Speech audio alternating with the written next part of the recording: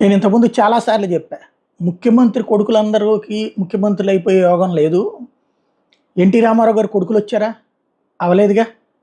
అట్లాగే దాని పేరేంటి? నేదురుమల్లి జనార్దన్ రెడ్డి, కోట్ల విజయభాస్కర్ రెడ్డి, మర్రి చెన్నారెడ్డి వాళ్ళ కొడుకులకి అయిందా? సాధ్యం కాలేదు కదా. అంజయ్ గారి కొడుకు అయ్యాడా? సీఎం కాలేదు కదా. జగన్ అనేటువంటి వాడు కాంగ్రెస్‌లోనే ఉంటే సాధ్యం కాకపోను. కాంగ్రెస్ నుంచి విభేదించి కాంగ్రెస్ ఆయన్ని హింస పెడుతుంటే బయటకొచ్చి విభేదించి పార్టీ పెట్టాడు కాబట్టి, తను సొంతగా సాధించగలిగాడు కాబట్టి, ఇవాళ తను ముఖ్యమంత్రి కాగలిగాడు. ఇప్పుడు మళ్ళీ మొదటిసారి ప్రతిపక్ష నాయకుడు, ఇప్పుడు ముఖ్యమంత్రి. ఇప్పుడైనా సరే తనకంటూ. అలాగా లేకపోతే ఏంటన్నది కంటతడి పెట్టినటువంటి కోట్ల సూర్యప్రకాష్ రెడ్డికి సంబంధించినటువంటి అంశం.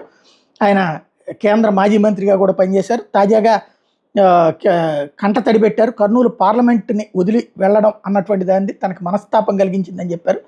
గత్యంతరం లేక కాంగ్రెస్ని వదిలి టీడీపీలో చేరాము.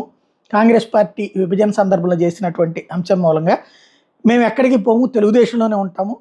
కాకపోతే ఇష్టం లేకుండానే డోన్ నుంచి పోటీ చేస్తున్నా అంటూ ఆయన చేసినటువంటి వ్యాఖ్యలు సంచలనమైన. ఒక్కసారిగా ఆయన కంటతడి పెట్టడం, బహిరంగ సభలో మధ్యలోనే ప్రసంగం కూడా ఆపేసి కూర్చోవడం కోట్ల సూర్యప్రకాష్ రెడ్డి సంచలనమైంది.